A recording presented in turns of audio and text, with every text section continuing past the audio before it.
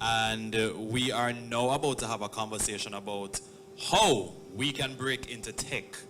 And of course, it's always good when we have our very own Jamaicans who can talk about that, the work that they've been doing in the space, the lives that they've been able to change, the lessons that they have been learning, and how that has molded them into the great people that they are today. I know, sometimes people believe that the talent is not here. I'm a firm believer in the fact that we have so many talented individuals, and once we actually get use of the opportunity, you will be, it will not come as a shock to see some of the innovation that we can get coming out of Jamaica. And that's why programs like this, it's critical to fostering that kind of environment and ensuring that we actually continue to not only build on the pool of talent that's here, but also identifying new ones. And as such, we're about to break into a very exciting panel discussion with three amazing folks, and I'm going to introduce them, and they're going to join me on stage for us to have that really critical conversation. First up, I'd like to introduce Jermaine Henry. Jermaine is an entrepreneur, investor, and ecosystem builder. He's CEO of Norus Technologies and has over 8 years of experience in technology and entrepreneurship. Prior to founding Norus Technologies, he launched and ran various startups in Jamaica and the US. He was previously an entrepreneur in residence at a Chile-based venture capital firm, providing teams with business development and strategic consulting. Jermaine is also curator of Kingston Beta, a 15-year-old award-winning brand that organizes meetups, hackathons, and boot camps for the Jamaican technology industry. He believes that developing communities is key to unlocking the potential of an entrepreneurial ecosystem. Let's welcome Jermaine, everybody.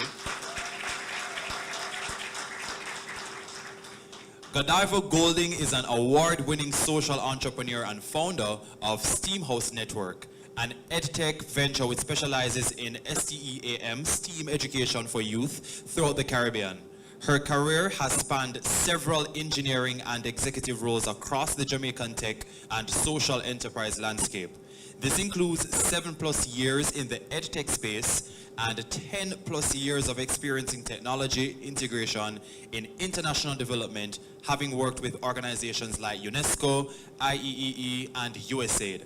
In 2021, Godiva was selected as a fellow in the Young Leaders of the Americas Initiative, the U.S. Department of State's flagship program for emerging social entrepreneurs and business leaders from Latin America, the Caribbean, and Canada. She holds a Bachelor of Science in Management Studies with a focus on social entrepreneurship and the use of technology in development from the University of the West Indies. Let us welcome Godiva, everybody.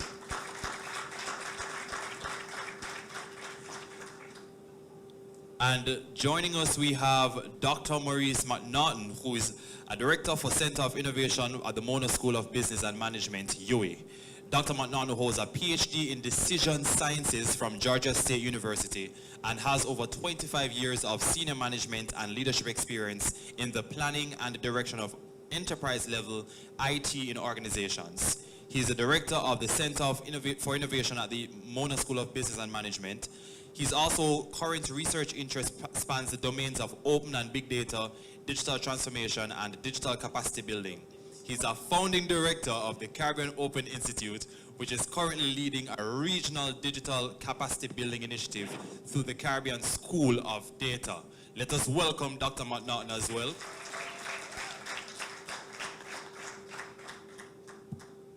And it's also quite interesting that I'm also moderating this panel because I have little digital qualifications as well. Yeah, let's welcome Joel and Darkham. All right, first things first, wonderful introduction. Where is digital going? I think that's the first conversation. First of all, let me see everybody who have a Twitter account. All right, let's see this comparison now. TikTok account. All right, see it there. Now, the first things first in mentioning Twitter. Of course, there's a big conversation happening right now when it comes on to private ownership versus public ownership versus a single person managing something versus a board of directors, and how technology can change at any moment. And right now what we're witnessing is a social platform that everybody, some love it, some hate it. It has brought a lot of traction for some folks who are looking to build their personal brands or build their businesses. But right now, where advertisers come in, it's kind of taking an interesting turn. Is that a good turn? Is that a bad turn? I don't know. But it goes to show that at any moment, digital, technology, tech, social media can move from a 0 to 100 or 100 to a 0 or a 0 to a 50 or something can happen. So my first question is, where is tech going? What is happening now? And I want to start with you, Jermaine. Hello, hello. Okay, yeah. Good morning, everyone. Thank you very much for having me. I would say, all that's been happening over the last 30, 40 years is that tech has become more and more ingrained into our lives. Technology is dynamic. As society changes, the technology will evolve to, kind of work with how and where we are.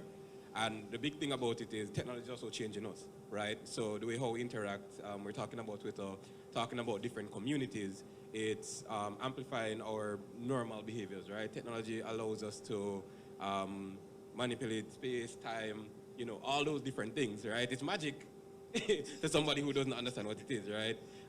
So all I'm saying about technology, really it will continue evolving and we will evolve with it, right? Technology has become a very big part of anthropology. Like the cell phone is probably one of the biggest things that has changed everything about how we communicate, how we do business. Email has also been like that, right? So I think like as we change, technology will change with us and it becomes more of a symbiotic relationship. Yeah. And a good thing about technology as well, everybody, is it goes hand in hand with data, analytics, numbers. You'd probably call it nerdy stuff, but it's so important to know what's going on in the back end.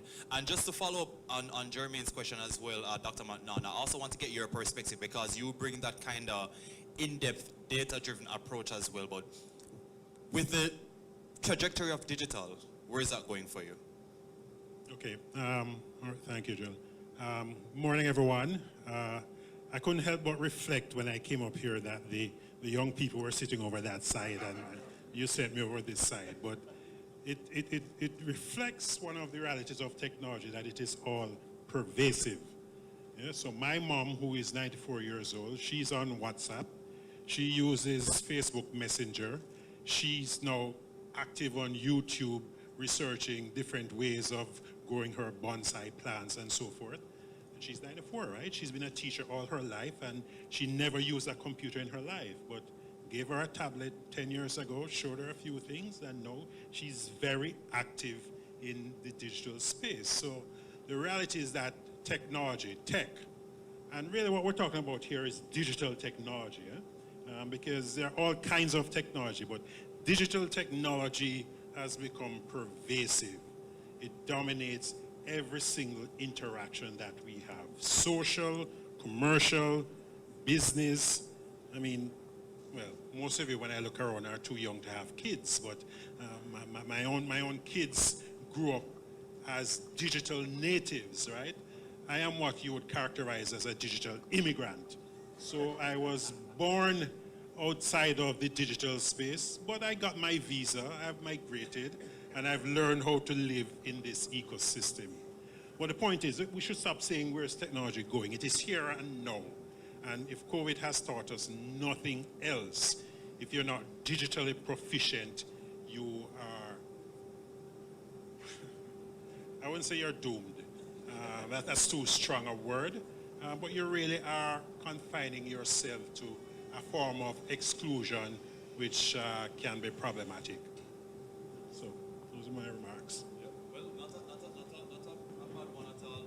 Let me just get some volume on this microphone here. Good to go. I can just switch up with another one. Testing. While we get that one sorted out, for you, Godiva, you have been able to use your knowledge, use your networking, and create something and craft something for the future generation to really believe in and tap into. And based on the work that you've been doing in that space and seeing the emerging talents seeing some really good accomplishments, also seeing the failures and seeing where it needs improvement. What's your take on the state of technology as well and how it's facilitating that kind of newness with the next generation? All right, so I love that question. Good morning, everyone. Okay, so I think it makes sense to frame this conversation in the vein of the Industrial Revolution. I always like to use that as an analogy. So we think of the steam engine. Anybody ever heard of the steam engine? It apparently changed a lot about how we transport things, how we power factories, and it basically powered the Industrial Revolution. Now, where we are now, we are in the fourth Industrial Revolution. And we're not being powered by steam engines anymore. We're being powered by technology. And technology, oftentimes, we want to think of it as going beyond digital. So yes, we can think in bits and bytes, but we are actually also on the new frontier of new technologies. We can think about AI, we can think about automation in the vein of self-driving cars, we can think about what we're doing even in terms of space technology and biotech. There are a lot of spheres of technology that are now being enhanced, improved, and there is room for us to think beyond what we have traditionally done in the vein of digital. Now, I'm going to zero in on digital a little bit to say it is changing our interaction, it is changing how we do our politics, it is changing how we do community, how we think about socializing, how we think about ourselves as global citizens. And within all of this, it begs the question, how does somebody really prepare for a world that is inherently ambiguous? Inherently ambiguous. So Dr. McNaughton would have mentioned the idea of his children being digital natives. I consider myself a digital migrant in the sense that I would have grown up in a generation where I literally saw my mother go from using one of those phones that you had to pull out the antenna and having owned myself one of those Nokia phones that you actually had to press buttons on. And I'm sure half of the students here in the audience, they've never had to use those phones. Yeah, all right. So, if you're they've had to use it when they're turning up the phone, turning on the phone, and turning down the phone. And so a lot of what this goes back to is what are those core skill sets, and not just core skill set, but core mindset. What allows you to actually be able to handle ambiguity, especially as we're thinking, what will the world evolve into next? And in framing this conversation, I think as much as we are focusing on skill sets, we should also be focusing on mindset and the sort of what we typically talk about in the education industry being like the 4 C's. What are the 21st century skills that we're looking at? The communication, collaboration, critical thinking, and creativity. So this is at the core of what will allow us to innovate and think beyond what we're currently seeing and hopefully build out in the midst of all this ambiguity. Yep, I think ambiguity really, really is a good description as to how interesting the industry is. A big part of technology as well has to do with inclusivity, and inclusivity from so many different aspects. Inclusivity from an accessible standpoint, you know, persons who are from the disabled community being able to use technology and have access to it. Inclusivity from the standpoint of gender balance. You know, we see that conversation all the time. We see where the concept of women in tech is a big player as well when it comes down to breaking into the industry. You're looking at inclusivity as well from a racial standpoint as well. You know, access of black people being hired and versus, you know, it's very interesting. And I want to delve a little bit into the inclusive aspect of technology and based on the work that each of you have been doing, how's that being fostered as well as your perspective on it? And I want to start with Jermaine.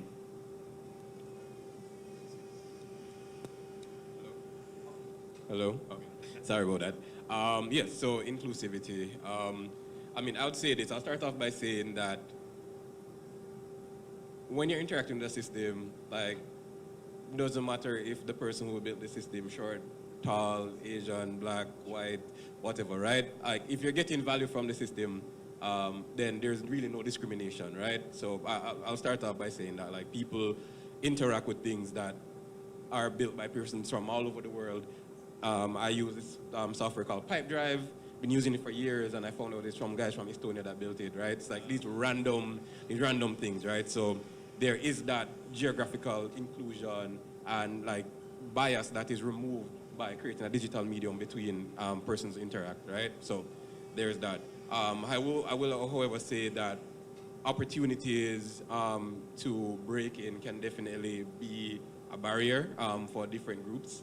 I think a lot of the work that people in this room are doing around programs for inclusion, the work that Godiva is doing for early introduction to these things matters a lot. I know a lot of the multilaterals are working on digital literacy programs for like communities that have been on the fringes for a very long time. So I think that we're making significant progress. I think what we really have to focus on is trainings and inclusion, early interventions to get persons in. I know that we generally don't think about persons who don't have access to even the infrastructure, right? And that is something that is, I think is being worked on. We have Starlink in Jamaica now. That could be an interesting development for rural communities, because we think about, okay, what if persons in rural Hanover are able to access internet, access stable internet for a good price. We have devices that they can use. What can that actually cause, right? So, I mean, I can talk. I am from rural Jamaica, right? I am from a place called Barton Isle, St. Elizabeth. Nobody here knows that place. Like, I grew up. Oh, you know that place? Okay, one person knows this place. Yeah, I grew up where Appleton plants cane, right? But through technology, through understanding, through access, like I've been able to, see the world, have opportunities, do so many different things that people that come from where I come from would never have those opportunities, right? I've been able to travel the world, build skills, build my network, all these things through like utilizing digital mediums, understanding technology, and building skills, right? And for everybody who's in here, I'm not a programmer, right? We also have to build that knowledge that being a programmer is not the only way to get into technology or to work in technology. There are so many other skill sets that can be utilized. I can talk a lot, therefore I'm a salesman, right? I understand things. I can understand things, talk to people, and sell it to them, right? And I just happen to be in technology in doing that. So that's just from a career perspective, from a life trajectory perspective, getting the skills, getting access, and I think the earlier we can get persons utilizing technology, the earlier we can get people understanding technology, the more inclusive we can make it. I got my first computer when I was like 10, and it was the greatest thing ever. And back then, the internet probably had like 5 websites I used to visit, right? But that gave me the awareness in regards to like what is happening in the world. There were things I could connect with people on that I would have never gotten a chance to without utilizing that technology. So the earlier we get in there, the better. Come on, guys, round of applause for that statement, because not only is it encouraging, it's also telling you that whatever situation you're coming from, it's important to just stay focused on that goal and move towards that. Let me see the hands of those who would like to break into tech at some point in their career. I will have quite a bit of hands here. Godiva, how do these people ensure, what do they need to do to ensure that they're even considered or able to get into the industry? This is the most blunt answer I can think of. Make something. Make something. So I want to kind of say some of the barriers to entry that we see are actually artificial. And to some extent, there are biases built into the level of exposure that we have to technology, the level of awareness that we have where technology is concerned. But once you have gotten some amount of exposure, some amount of awareness, the real work starts in challenge yourself, in communicating a vision, communicating an idea to friends around you, researching that, and literally seeing, I've seen a problem in tech, I've seen a skill set that I could probably explore. Is there some amount of self-learning that I can do to build this out? And one thing I will say about Jermaine is a great communicator and he's a great collaborator. And even if you don't necessarily have the technical skills, do you have other skills that are complementary to technical skills? And do you possibly have persons within your network, within your circle, who do have the technical skills, and you're willing as a young person to grow together, build something together, and a bit counterintuitive here, fail together.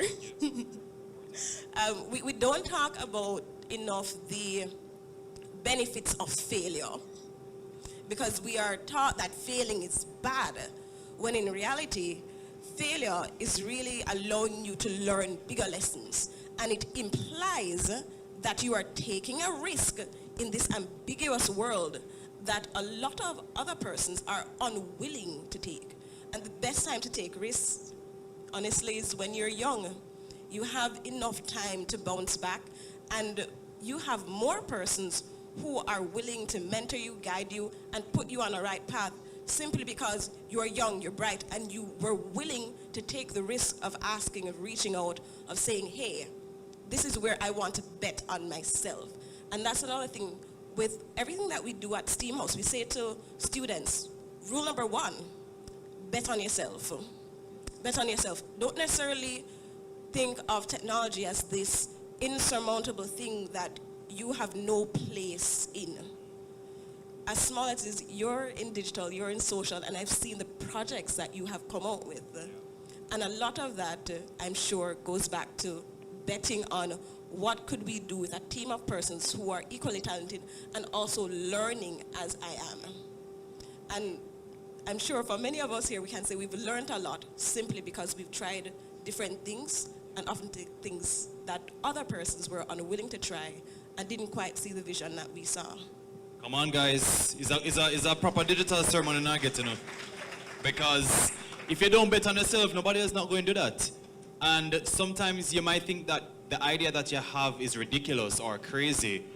But sometimes those are the best ideas that you could possibly come across. And it's important to just give yourself that opportunity. Godiva and Jermaine touched on a very important point in that when it comes on to breaking in tech, or not even tech alone, it may be the sciences, it may be sports, it may be something else. It doesn't necessarily mean that you need to be a master at it, but you have certain skill sets that you're able to bring over.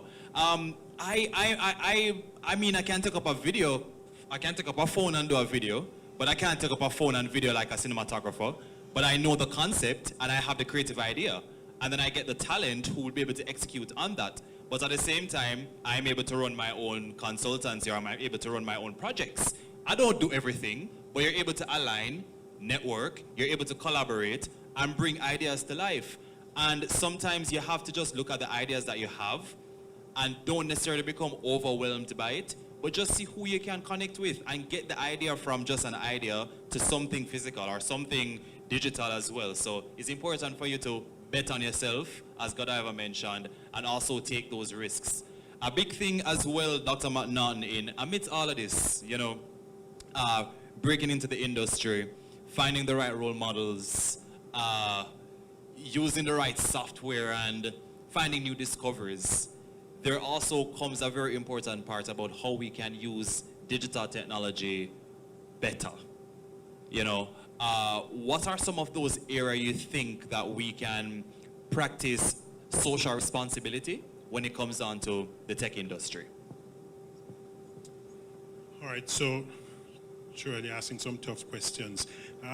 Actually, there are a couple of things that you've just gone through which I want to comment on very, very briefly before I get to that particular question. So on the issue of inclusivity, technology is something of a dichotomy. Right? It is the great democratizer. The whole DIA program is about democratizing innovation and using technology to reduce barriers to entry. But as we've all seen, social media can also be a great isolator. it can amplify divisions, it can amplify exclusion. So technology, like most other tools, is really how you use it. When you talk about inclusion, you really have to think about how technology can enable social inclusion, how it can enable economic inclusion, creating opportunities for people to earn for employment. And of course, there are the other aspects of inclusion, political inclusion, and so forth.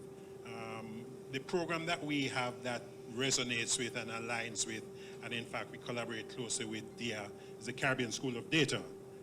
And over the past, I see our project lead, Sharika, up there. Hi, Sharika. Over the past 2 years, particularly through the period of the pandemic, we've impacted close to, Sharika, 1,000 young persons who have participated in the program. And when we talk about gender inclusion, females dominate the enrollment in the CSOD program. In fact, I think it's around 70% female to 30% male. So it turns on its head some of the conventional notions about exclusion. The other thing that is interesting, the disabled community actively participates because this is something that does not require physical mobility. You can get online, you can participate.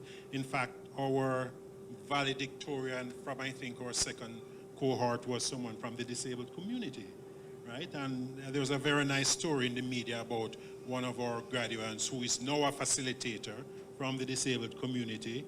And she said this has just expanded her horizons. From her home, she can create content, she can engage, she can teach.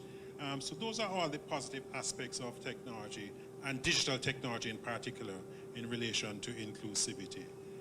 But we just have to be wary of the exclusionary aspects that technology can bring as well, which means that when you think about the competencies that are required, I'm going to speak briefly about how you think about breaking in at several levels. When you think about the competencies that are required, it's not just being able to jump on social media and bang away. It involves understanding the digital space and how to be a good digital citizen, understanding the safety implications, understanding critical thinking and problem solving in that space, understanding how to be able to use digital tools to communicate and to collaborate and to work in virtual teams. So there are many aspects of what we call digital competence that go beyond, okay, I can use social media, right? So it's very important to think in those terms. You know, one other thing I want to respond a little bit to Godiva, and just since we're on a panel, let me take you on a little bit. You know, I think that the fourth industrial revolution is a nice metaphor, and it really does characterize how society and technology has evolved from steam engine through agriculture, through the electricity and so forth.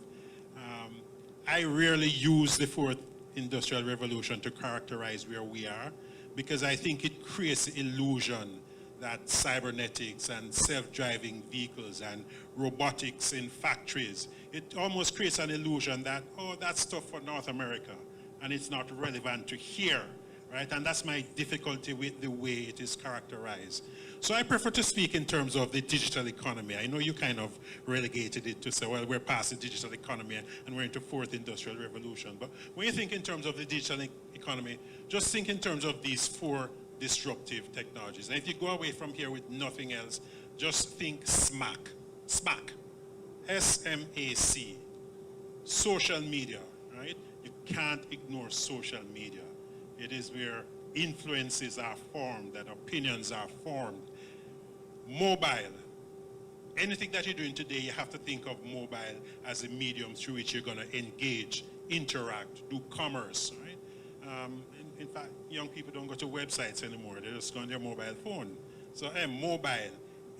Analytics, data and analytics. Data and information is the new wealth. The 5 richest companies in the world have data-driven business models. And much of data that is available is freely available. So if you think data, if you think analytics, and then you think AI, that's incredibly powerful. And the barriers to entry really is just education. And then the C is for cloud computing. It simply means that You don't have to spend capital to acquire computing capabilities. Any one of us here, any one of you can spin up a business on the internet very quickly in the cloud at a very low cost, right? So those 4 elements of the digital economy. Now the 4th industrial revolution, even though there are aspects of it, are incredibly important to think about how you break in. Right? So those were earlier questions. Can I know? Before we get to that point, I want to know if you had a response to Dr. McNaughton on that point, because I know it's so dynamic, you know? I like this. I like it when it's lively. So I'm going to go back to frame that, quite frankly, we only have just around half of the global population on the internet anyway. Yeah? So it creates this division of the West and the rest. And even within the West, there are places that are without this level of connectivity that would allow for digital economies. Now, I'm going to go back to your point. Why does it matter that we not just think about the digital economies in terms of the SMAC that you've described, but also the 4th IR?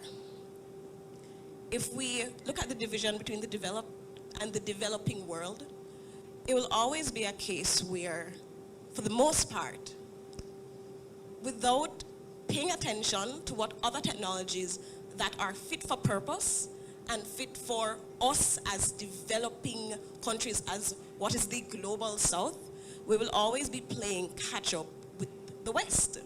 So I think it's important that when Godiva, as someone who is from Latin America and the Caribbean, who's from a small island developing state, says, we want to talk about the 4th industrial revolution, we have to frame that also in the context of, is there something that we can do that is fit for purpose for our economy, for our environment, that we can use to leapfrog? So we don't necessarily have to follow the trajectory that the West has taken to form their own industrial revolution, but we look what are the resources locally available, what is the landscape that we have that will breed the technology that will be best suited for our needs.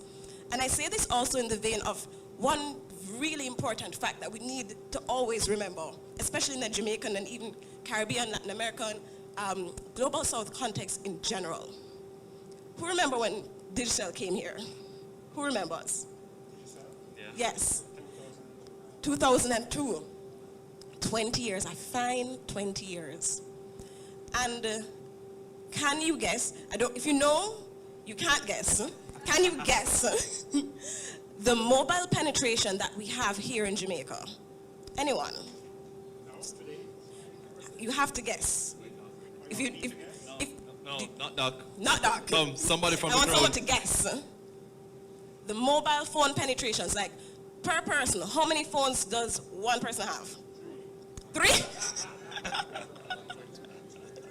All right, so they threw around the statistic that the mobile penetration for Jamaica is like 191%. But guess what? There's no way that you can have 1.9 phones, so 2 phones, right? So the average person in Jamaica has 2 phones. And what does that say? When we're creating solutions, we don't want to just think about creating things as the West would do it, where they're thinking about developing websites, developing things that can be hosted on a laptop or works better on a tablet. For our environment, we have to be thinking mobile first. We have to be thinking mobile first. We have to be thinking very realistically about our context. And to that I say, we are thinking realistically about our context, but we also need to understand that we can leapfrog ourselves, not by copying, but looking at what do we have and where do we want to go, and how can we mobilize resources in order to get there in a way that is meaningful for us. So the 4th industrial revolution isn't just for the West, it is for the rest as well. But we will have to decide how we mobilize around that. Of course, always, everything in context, yes? And Jermaine had mentioned this earlier, and I wanted to piggyback on it really, really quick. As much as we think sometimes that there's no bias in tech, there's a lot. And the biases are simply built in because of who the builders are. The biases are built in, I'm going to say it again, because of who the builders are. When I get up and I build something, I am building for my context, my reality. If someone in North America is building something, they're building for someone who is experiencing similar realities, similar context. And so, with that in mind, we actually get some biases, a lot of biases in data. We get a lot of biases in terms of photography and how black people do tend to look differently on camera. And these things aren't happenstance, they're not by chance, but they have happened because of a lack of intention on our part, in who are the builders, yes? So these are the things that we will have to contend with, and these are things that we have to bear in mind, that we are looking into our context, and not just context of Jamaica, but understanding too that what obtains here is applicable to a Belize, it is applicable to a Dom Rep, it is applicable to a Panama, but we have to understand the context and then work from there. Come on, guys, listen. I think, we could go on and have a really good panel. I mean, whenever conversations along the lines of tech comes up and breaking into it and just bringing it back to the reality of what we're experiencing, it is very critical and important. And I think, ensuring that we have panels like these and leaders in the space we can learn from is very important as well. I hope everybody has been following. I just have one more question I want to put to the panel before we wrap for this session. It goes back to that question I was asking you first, Dr. McNaughton, which I want you to answer, and then we go over to Jermaine. That social responsibility side of it. How sometimes we hear about the dangers of social media, the negatives of it, cyberbullying, but then there are so many positives. You have TikTok, you go on TikTok and you do some foolishness, and then one day you get 1 million views, and then tutus, them a fly you out for go turn ambassador for GQ, and they start make millions, not coming from anything before, kinda,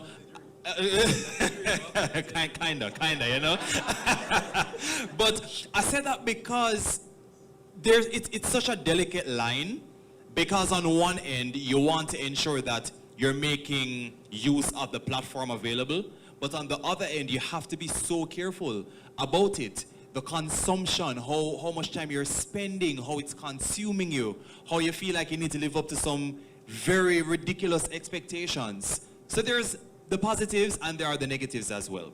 But from our standpoint, and just something to leave or attendees with today, how can we look within ourselves and ensure that we're socially responsible when it comes on to technology?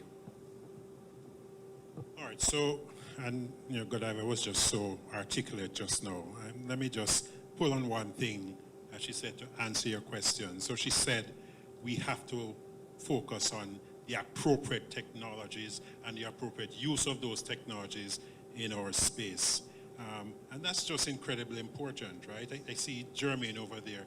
I knew Jermaine met Jermaine about 5 pivots ago, right? When he was using an interesting approach to how we can deploy technology in agriculture. And that's a kind of solution and a kind of concept that you wouldn't get from North America. It's just someone in our space looking at our context and our problem and saying, we can take this relatively low-cost approach. And of course, it runs into the challenges of our governance systems and so forth. But that's incredibly important, right? So what I would suggest in terms of socially responsible use of technology, and I like to say, because I lecture, right? I'm from the university, so I like to leave you with steps. The first thing is just make sure you have grasped the fundamentals. Whether you're doing the CSOD program or the DEAR program, just acquire those basic digital competencies, data skills. That's fundamental. The second thing that you have to do is get involved in the gig economy. There's an ecosystem and a culture out there of a new kind of labor market. Sign up on one of the platforms and just make yourself visible and experiment. Doesn't mean that has to become your go-to job, but get used to that culture of offering your services on a demand basis. The third thing that I would suggest is hone your innovation and entrepreneurial skills. The DIA program is not only teaching you digital skills, it's teaching you how to be an entrepreneur, how to conceptualize an idea, how to use a business model canvas. As Jermaine will tell you, he's a serial entrepreneur. How many ideas have you been through, Jermaine? I would say like 5, right? Exactly, right? So don't be worried about failing. Practice the craft in being an innovator and an entrepreneur. And then to the social application of technology point, look for a big social problem that you could tackle. It could be in climate change. I mean, there are some interesting opportunities in climate change and what we call climate adaptation, you know. So you don't necessarily have to say, well, climate change is bigger than me. Jamaica's carbon contribution is too small. We can't do anything here. But climate mitigation, how do our coastal communities adapt, respond to climate change? We're doing some interesting work now down in Treasure Beach, which is one of the biggest visible evidences of the effects of climate change on coastal fishing communities. And there's some interesting things that you can do with technology, again, those kind of low-cost approaches. So think about a big social problem. It could be in climate change, it could be in social inclusion, it could be in education. Just an idea that you could come up with to impact our communities. And, you know, I say if you go through that progression and leave yourself open to opportunities as they arise, you'd be amazed the next Facebook or Google might emerge from here. So.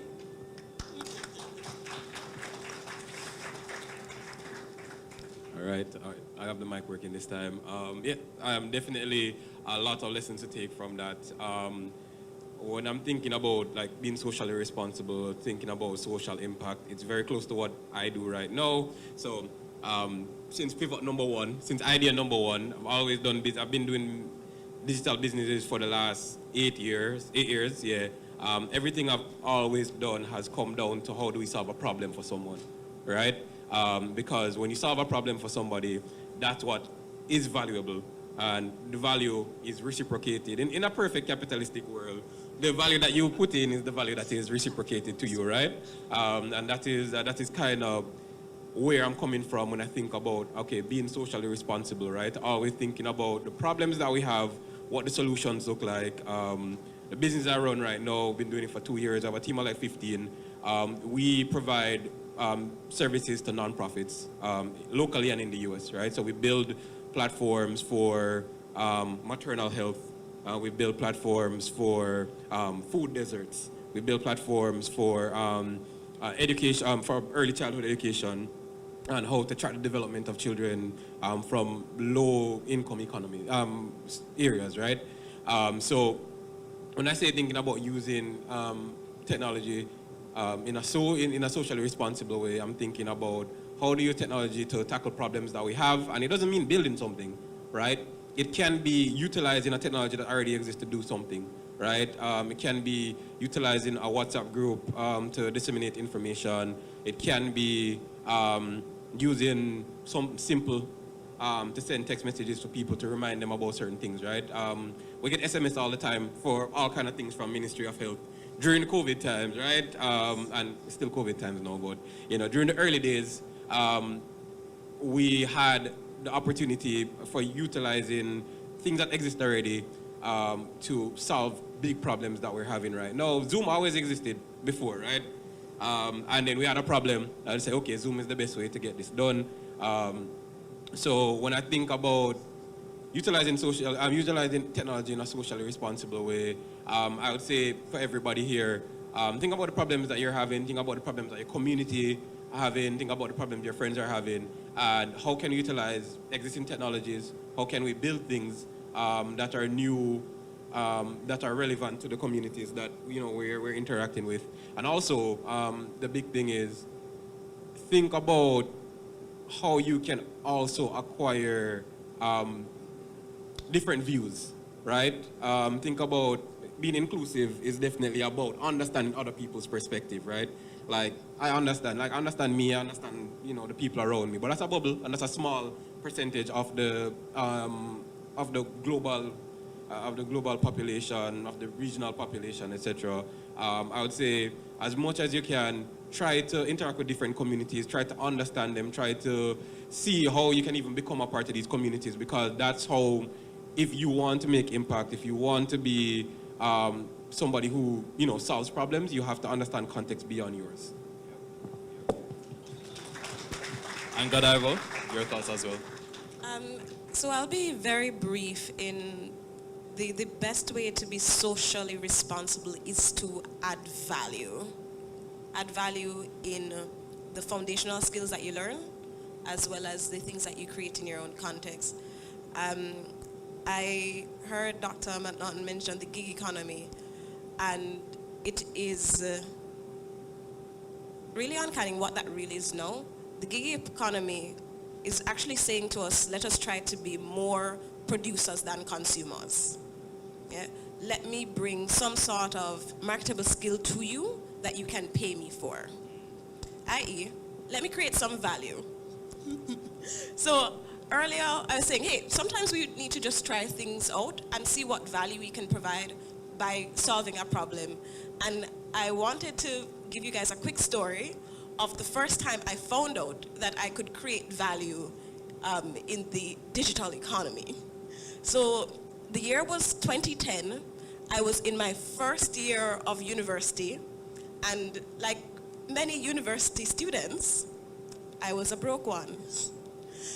And at the time you had websites like Elance. You probably don't know about these websites now, but there's Upwork, there's Fiverr, there are probably others that you could name. I don't remember them all, but back then it was Elance. And I remember trying to figure out, how am I going to make some money this summer? And I found Elance, I signed up, and I started bidding on projects. So there was this one project out of Hong Kong where this lady wanted to create a blogging website. Now, full disclosure, I had taken one computer science course the first semester of the first year and failed it. But I was determined that if I bid on this thing and won it, I was going to learn the HTML, I was going to learn the CSS and turn this project around in roughly a month and a half. And so said, so done.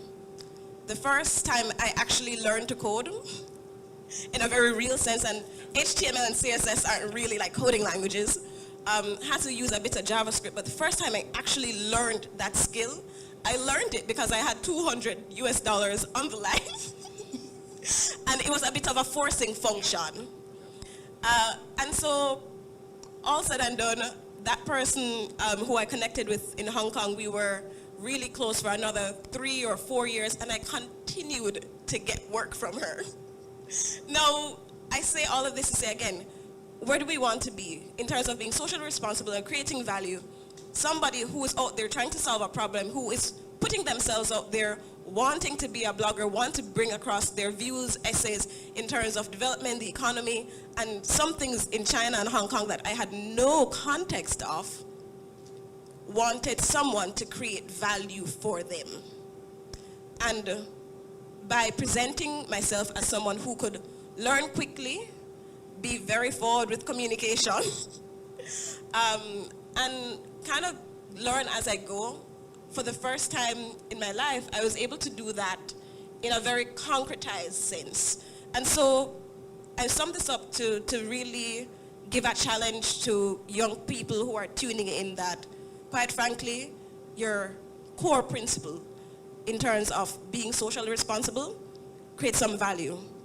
Create some value. And I'll be honest in saying sometimes the value that you create will not be accurately captured in terms of monetary value, but the value is created nonetheless. And the learnings that you take from that creation of value is staying with you forever. Come on, big round of applause for the panel, everybody. Thank you so much, Dr. McNaughton, Godiva, and Jermaine. We have a window for one question. Anybody have a burning question that they want to throw to the panel? Yes, my good friend right there, yes. You can make your way down and ask that one, but there are so many interesting points that were made just now. And I hope everybody kind of were listening because we got a full scope of the journey from the getting in and breaking in, setting up yourself, how you do it, what you need to look out for, that acronym that we got from Dr. McNaughton, SMAC, that's very important. Because once you can follow that principle, then it's critical for you to kind of see that. I thought the C was going to be content, but when I heard cloud, I said, you know what, it kind of still makes sense. But trust me, a lot of information shared. This is really important, and I really hope that it was of value. So name who you're representing, and then we can have one of our panelists take that question. Okay, good morning, guys. My name is Joanna Brown. And my question is, there is a business venture that I have, and it's actually a tech-based company. The name got approved, so it's not registered yet. But the name is Code Data Jamaica, and the aim of our project is to provide. Okay, let me not say that. The aim of our project is to get youth as male and females, but especially females, into tech and STEM, right? So my question is to you, how do you get youth, especially in Jamaica, to be interested in tech and data analysts? And the reason why data analytics, and the reason why I asked that question is because I'm actually a statistics major, and it is very hard to convince students that statistics is a very interesting field to get into. So persons don't usually take on that responsibility after first year. They do it because they have to do it, and once they're done with it, I'm not looking back on it. So how do you get persons interested in those two fields that is just so frightening for young people? All right, so we'll have Jermaine, you going to take that one? Yeah, awesome. I mean, like, you need an example of like somebody who's done this and they've been doing a good job. Life changes, like, you know, and people love money. Like, we know it's the truth. Like, we want to show people, like, a lot of people have gotten into tech because, you know, if you work at Google, you can make $300,000 a year, right? And same thing, if you work in Jamaica, you can make good money working in technology, right? So, I mean, the incentives have to be aligned. What do people care about, like, at this point in their life, and how can you tell them that, how can you show them that the thing that you care about, the thing that you want, this is a medium that you can go through to get it. Like, that's my simple answer to that. And Godiva, you want to add to that? Yeah, I'll add to that. So last year around this time, we hosted the Jamaica AI Code Fest.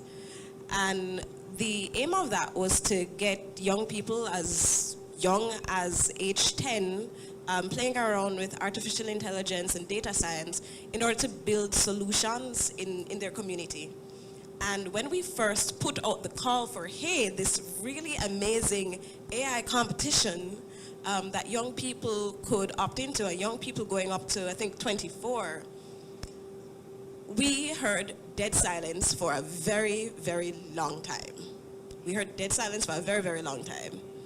And when we went back to the drawing board, reaching out to schools, talking to persons, one of the main veins that kept coming out is that everyone thought that this was too hard, and it's something for smart people, and only smart people. So I point that out to say, first thing, there is a branding issue. There is a mismatch in terms of perception, and we also see this when we try to encourage students to pursue computer science or anything that is a technical field. It's seen as this is something that smart people do, and this is something that possibly is not for me. So on the contrast, what it is, this is something that persons who know how to persevere, gritty persons do. Because the fact of the matter is, what young people oftentimes don't understand is the learning curve that will take them into being able to perform this more or less high-level skill. And you see it as something that at first it's beyond their competence, but once you try the approach a few times and, you know, you get over the hurdle of thinking that it is too hard. So I'm going to backtrack a little bit in terms of how we had actually made it seem as if it's not as hard as it is. And a lot of that went to scaffolding. creating micro experiences that are easy to do but still challenging enough that persons can test out their skill, test out, is this something that I'm interested in, versus trying to put something that is all-encompassing, seems a little bit too difficult, and guess what you have when people see things that are way too difficult? They just don't show up. So the first thing, scaffold the experience. Start small. We talk about micro-learnings, think of it as a micro-learning. Easy, achievable, but yet challenging. So there's a little balance that you'll have to strike there. Another thing Jermaine alluded to is the incentives. So for students who had come through this competition, they were building lyrics classifiers. So lyrics classifiers with AI that would be able to tell the parents, is this song child-friendly? Once you put in the name of the artist or, title, a bit of the song. Now, these are like 10, 11, and 13-year-olds putting this together. And quite frankly, if we had other students looking on, something like a lyrics classifier for a skeng or a skillibeng, something that is aligned with the current social incentives is a lot more attractive than this abstract thing that nobody knows anything about. So we have to contextualize the experience and make it relatable. Sometimes we look at tech and we make it look stuffy. We make it look unapproachable. We have to change that view a little bit as practitioners, because it's not a stuffy industry. It's very interesting. And the last thing, we have to double take on the financial incentives. We will not go around the fact people like money, and you like money not for just simply materialistic reasons, because it's a real currency in order to get the other things that you want. You want to have nice things, you want to be able to take care of your family, you want to feel comfortable with a home or some sort of life that you've set up for yourself. So I think we can go through those steps. Scaffolding the experience, make it seem much more approachable just because of how difficult it will appear on the first try. The second thing, go through and actually start to align some of those social incentives and make it less abstract, more approachable, more relatable. And thirdly, let's double down on saying, hey, you can make some money here. Good ones, good ones, good ones. Thank you so much, Jermaine Godiva.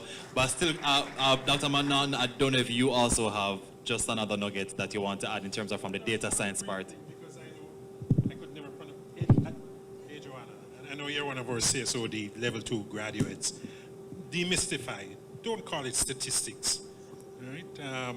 Because data, you can't teach data as theory, which is sometimes something we do with statistics.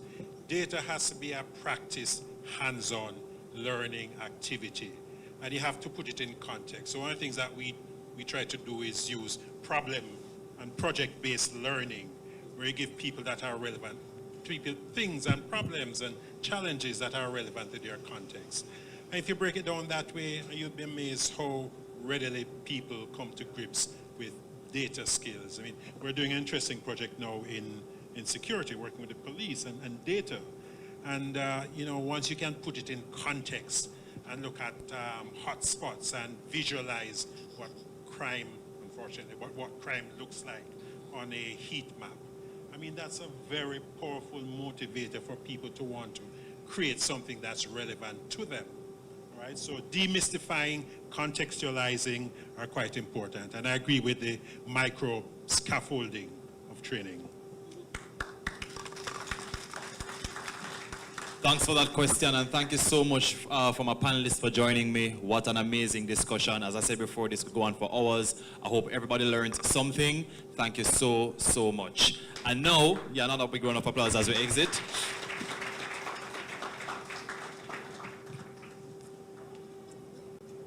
Information can't ever be too much, and we have another quick fireside chat section that we're going to move into, which should also be providing some additional value to us.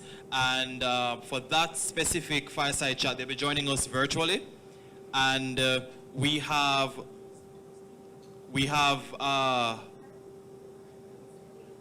Luz, Alena, they'll be joining us from from Pitch Policy Lab. So that would be for the fireside chat, and we also have Ricardo as well, who will be sharing with that. As I said before, they're joining us virtually, so we will now move over into a quick fireside chat. I see some people already start yawn. I know the information is good, but it's soon lunchtime, so hold on a little bit more. But you know, it's some really valuable conversation that we've been getting in. And just a reminder that you can follow ILE at ILE_JA, and also Trust4 Americas on Instagram and social, so you can also be in the know when it comes on to any further developments and also updates on the program as well. As you would have seen, persons like Jermaine, Godiva would have taken use of opportunities in the past to ensure that they can come and sit and speak with you as well. So next year, who knows, we may have somebody joining the panel from the group here as well. So, you know, we can look out for that. Are we ready now for the fireside chat aspect of things? Just want to double check on that before we move over. All right. I think we have Daniel there, as well as Ricardo. So, all right, I think both of you are on mute. So you can just unmute now, unmute, so we can get that moving. And that's Luz, we have Luz there. So, all right, first of all, Luz, yeah. Hello Luz, how are you? Hello, everyone. I'm here just for a few minutes. This is a fireside chat, but I was really excited to be here with you all. I'm really thankful for this space to talk about what we do at the Pitch Policy Lab. And it was really interesting to listen to the previous panelists speak about global South perspectives, about social impact for technology, about how dynamic this industry is. And I believe that all of these contexts and all of these concepts that you've been talking about can be framed in the work we do on public interest tech. And I'm just gonna talk about some things that we've been doing here in Latin America with some other young public interest technologists. So the good thing about doing, I believe, public interest tech is that we are not alone in the region. We are not alone here in Mexico. And there are a lot of experts like me who have been paving the way for us to get this crazy idea that technology can serve the public interest into very specific projects. So, for instance, we have Elena Castillo. She works in Amnesty International, and she specializes in digital rights. With her and the BIT team, we did research with the LATAM Digital Center, where we explored some tools for ethics compliance in IBM, in other companies, looking for how can we make data science algorithms perform better in terms of transparency, accountability, and explainability. Then maybe you've heard of her because she's a rock star, but we've also met Ivana Feldfeber at the A+ Alliance of the Feminist AI Network. She's the director of Data Gender in Argentina, which is a space that observes and monitors data practices that directly affect the lives of women and LGBTI+ people in Latin America. She has been advising people, governments, and organizations that work with and based on data. In the feminist AI cohort, they are using AI models to create software that can help them have better data on gender violence from courts that resolve both in Argentina and Mexico, and they have already secured some funding to take this proposal to a pilot and implementation as well. And there are other two people that I want to talk about before I go. The first is Saif Savage. She is definitely a rockstar in this workspace of ethical AI. She's one of my favorite people in public interest technology. She's the director of the UNAM Civic Innovation Lab, and she has been in the Northeastern University Laboratory. With her, we have been investigating some issues on gender and misinformation. First, we wrote a proposal so that researchers, civil society, companies, and government would have access to information from social networks and through a decentralized cloud, from where they could study the phenomenon of online disinformation. And we saw the effect that this had during the COVID-19 pandemic. And although we knew that this problem existed before, now we recognize it a little better, and this proposal was an excellent way to understand the phenomenon in depth. And the last one I want to talk about is Andrea Barenque, which we worked with her very closely to develop a data governance model for Colombia. This governance model told the government where data should be allocated, who are data subjects, how to interact with businesses in the data they produce, with companies and with other countries. And with this model, we also promote opportunities for digital transformation in all sectors. We believe that we've been doing in a participatory and grassroots way. So this all culminated in a project that brought together 100 experts from various Latin American countries in a 2-day virtual event to provide feedback on the model and roadmap that we've built for them. Now, that's basically all I'm gonna say today, because I'm really short on time. I need to go to another event. But if anyone would like to collaborate, participate, or explore synergies with us, you can email me at luces@pitpolicylab, or search for us in LinkedIn, in Twitter, and in Instagram. Very thankful for this space, and I hope you have a great rest of this summit. Thank you very much. Thank you so much, Luz, for joining us. We appreciate that, and you sharing that. We also have Ricardo Mirón, who is technical coordinator at Digital Public Goods Alliance, who will also be sharing something with us as well as a part of the fireside chat. Ricardo, you there with us as well? Just checking in. Yeah, sure. Thank you so much for having me. I will share a really quick presentation. And yeah, thank you very much for having me. I saw earlier in the panel you were talking about focusing innovation in social problems like climate change and using technology in a responsible way. So I think it's a good segue for the projects I want to share with you. And some of the learnings of a couple of these projects I helped design and develop when I was working in civil society organizations, specifically in one called Coreano Mexico, which is translate roughly to Code for Mexico, and is part of a larger network of civic tech organizations, and how it connects with the work I'm doing right now at the United Nations in the Digital Public Goods Alliance. And this is related to how we take advantage of open source just beyond the code, and we use it to improve people's lives, strengthen democracies, and achieve more resilient societies for pressing social issues. So I want to talk briefly about 3 projects. The first one is the classic example of how open source software works. This project is called Mapathon, which is a project that started almost 6 years ago with the necessity to have public data about transport routes, and which you might know in several places in the world, transport is concessioned to third parties or is even operated in a completely informal manner, which often means that not even the government knows the information about public routes, and it also limits their ability to properly plan and serve citizens. So one of the Coreano Mexico brigades actually developed an app to map public transport and organize volunteers into crowdsourcing data. This first pilot was so successful that the source code of the app was made public, and contributors from all over the place helped improve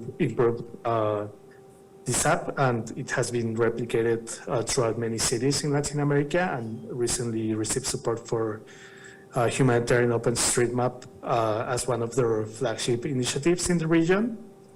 And the things we learned about this is that although involving citizens takes a lot of effort, and may add more work to the data process, it creates communities and it creates capacity within these communities. And also something really important, more in the age of ethics of AI, is to prevent biases in data, and this could start from the collection process. And when you have more people involved, there's less risk to having biases in data. And the second project involves the use of open data and AI models. This is called data positive power deviance, and it's basically a way to identify safer spaces for roaming in Mexico City. We basically did something called clustering, which basically means finding common features around larger data sets to infer certain characteristics, in this case in public spaces, that despite having unfavorable socioeconomic conditions and lacking infrastructure, they manage to outperform the odds and have lower crime rates. So the idea is that with these clusters and identification of several factors, we can understand what makes this happen and how it can be replicated in other public spaces to make them safer. This was a collaboration between the UNDP Acceleration Lab Network and the GIZ Data Lab. And the findings and learnings we had from this project is that at the beginning we had a really good model to identify places, but we didn't know what caused it to be good or safer places for women. So it kind of became black boxes. So we had to kind of redo the whole process because as I put out in my second point, that the context matter, and what we're trying to understand is what enabled this. So we think that also having open models should include sharing the data, the training data sets, and putting everything under an open license. And lastly, one of the less explored ways of doing open source is for public policy and standards. And I want to make an analogy here, like the same problem that international trade had before the standardization of shipping containers existed is what is happening in the digital age of data, especially when we talk about government data, which we know is not fully having taken advantage of technology.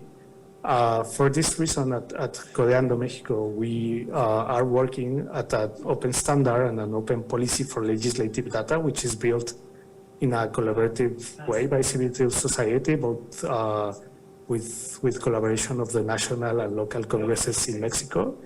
And this will allow us to manage and open and use data more efficiently. But the goal is in itself not just to have a standard for the sake of it. And going back to the shipping container example, it's not like the metal box itself that made the change. It's like all the surrounding infrastructure that allowed us to put these containers in ships, trains, trucks, and trains, etc. So yeah, it's kind of what the same goal we're trying to achieve, but for legislative data. And the key takeaways from this is that we think almost exclusively of open source and having technology in the social sector as software, but we can also make public policies, standards, and other interoperability things open source, and that will allow public policies and policymakers to be more transparent, to have community involvement, and have a more flexible adoption of these alternative solutions. And finally, just to connect these three examples that I put on the table, or that I just showed, these were really specific tools that help solve some particular problems in some specific places. But what is really interesting is that each of them was enabled by an even greater open digital technology. Mapathon was enabled by OpenStreetMap, which is like the biggest single geographic information project in the world and the base of almost every digital map.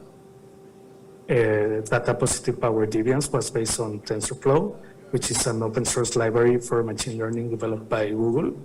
And the legislative standard was built upon the structure that Wikipedia uses to organize its own information, which is, of course, public.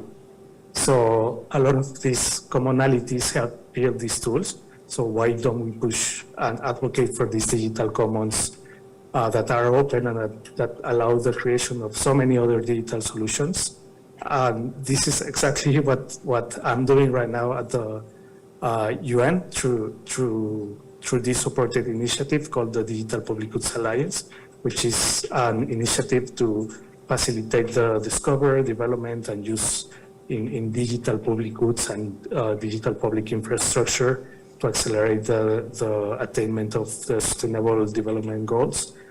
And yeah, so just to put out there, like, the importance of doing open source, not only for social, but also as a way to create public policies, to create AI models, and to create other digital solutions that might become really relevant to solve the more pressing challenges we face in our world. Thank you. Come on, folks, a round of applause.